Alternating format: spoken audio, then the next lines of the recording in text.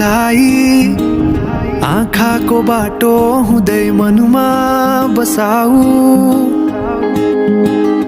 नजिक आउने प्रयासमा छु, बिन्ती मदेखि टाढा नजाऊ। भुलिदिए तिम्रो लागि आफूले आफूलाई, अब मनको घाउ कहाँ पोसिलाऊ।